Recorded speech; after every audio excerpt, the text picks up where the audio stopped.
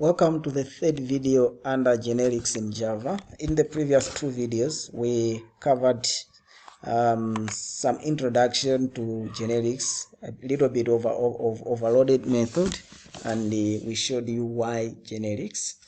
And we also covered the concept of bounded type parameter, that sometimes we may put the upper bound for our type parameter. If we don't have an upper bound, then our upper bound becomes the object class.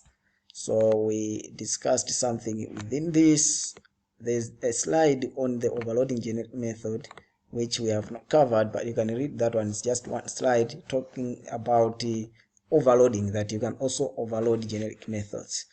We also discussed the issue of type erasure, that whenever we have that as a generic class and we are compiling our code, that generic class is actually, the data types are actually replaced by the actual data type, which is taken from the upper bound. If there's no upper bound specified, it uses the object as a default. So in this video, we want to look at generic classes and interfaces and the other concepts that are related to maybe generic classes and interfaces. So let's begin our journey. So a generic type is a generic class, or it is a generic interface that is parameterized over a type. So it will be having more or less like placeholders instead of the actual types. So when we are creating them, we are saying when we are creating our generic function, generic class or interface, then after the name of the class or after the name of the interface, you specify the type of parameter, like t in angle brackets. Here we are showing you an example of generic interfaces. With this generic interface, the name is minimax, which is used to actually return or get minimum and maximum of any list of objects. So this interface, we are putting a generic type, or in other words, a parameter type here. Of course, we are extending it to comparable as we saw before. We are specifying the upper bound, but we can have this one taken off and just have our interface as minimax t, then open bracket. But we have added it here because we want it to be more meaningful. Minimum, maximum, we want to get a minimum and maximum value. So this is something to do with comparison.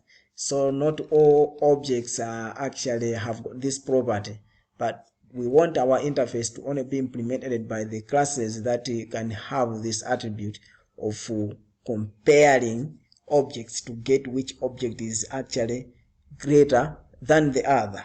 So we use minimum, maximum, extending comparable t. And here we have defined the two interface methods, tmax and tmin, and these two are returning the data type t. So here we are just demonstrating how you can implement this interface in your program. My class, then you specify the parameter. So as you can see, it's just more or less like just picking this one here. Of course, if you have another generic type that is specific to this class, you can have it as another one here. You can have comma and specify it. Maybe we're going to see that later, or you're going to have that in some books. But for this one, we are specifying t because we want this one t to be passed to our interface that we are implementing.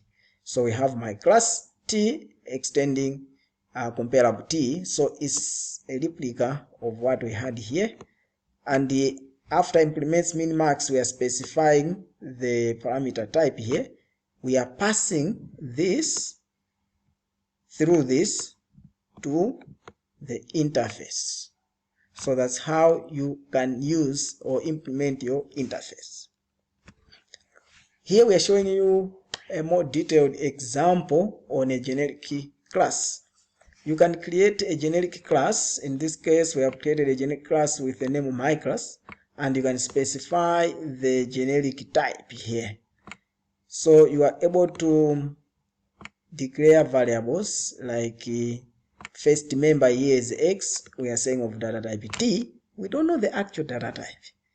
And we are having our constructor here, and this constructor is receiving one parameter, which is X of data type T. We don't know what T is, but here we are able to use it to even return the value. We don't know what the value of X is, but that will be known according to what we are going to send when instantiating our object. So here this method is just trying to show us that the method or the object that was instantiated is of what type. So we are going to get the actual type of that object using this method. Just to appreciate that we are able to send objects of different actually types here, or which are using different types in constructing that object. So here we have the first object created in this line of code. Take note of how instantiation is done. When you are instantiating, first of all, when you are declaring your object on the left side, the declaration of this object, you specify the data type here in the angle, and this data type is actually what will map to this data type here, parameter type we have specified there. So we have integer, which will correspond to that one. Then we have on the other side also a repetition of the same. So this is only part that has been added to our normal way of instantiating objects. So we are passing our parameters, and our parameter is just 100 in this case.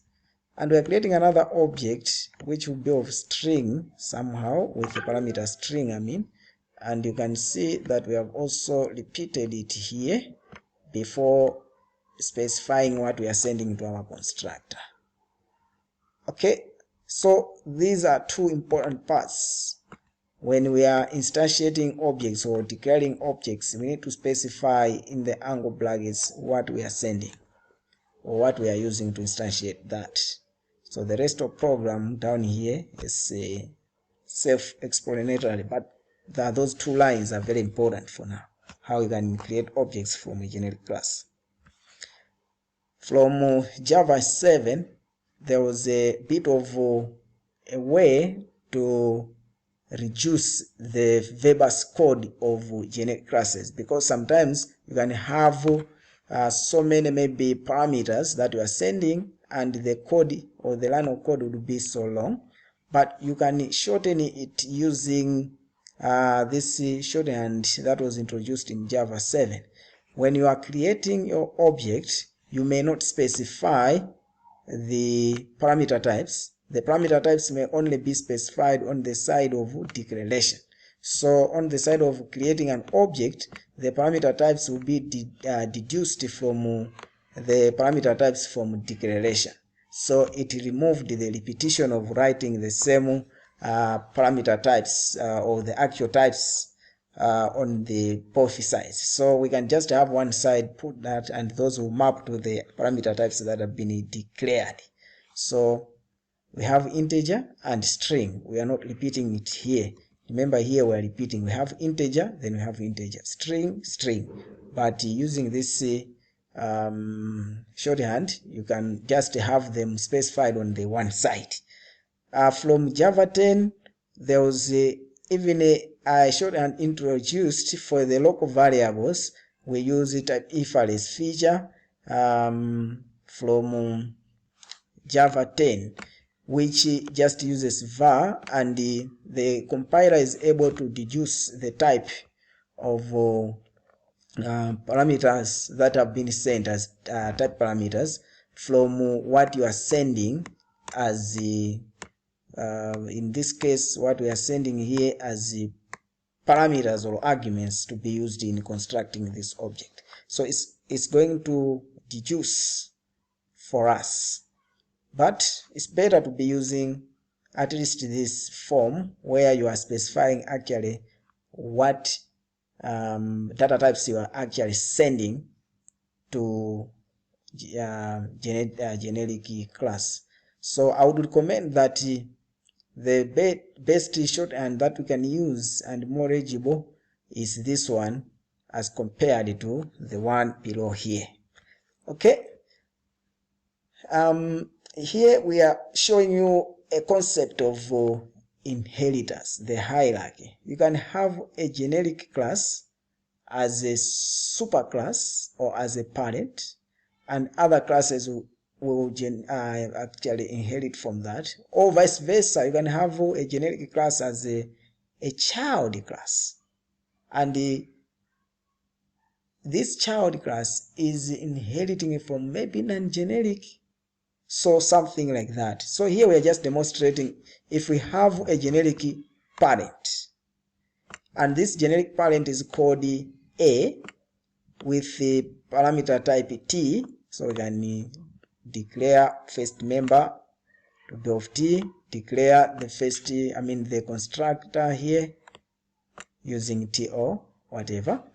And we have another class, B, which is inheriting A, and as you can see here, we have specified the data type. But probably maybe B is not using this. B might be anything that is not maybe using T, but we are having it to be used to send to the parent, because the parent is a generic or is using generic data type. So we need to specify T, which will be transferred to A. It means it's going to be transferred to the parent. So we specify that. If there will be another generic type or the parameter type that is needed to be used only by P, then we will have a comma here and specify that other one, maybe as E or whatsoever in these angle brackets. But in this case, we only have one which is used by the parent. Of course, the child can also use the same.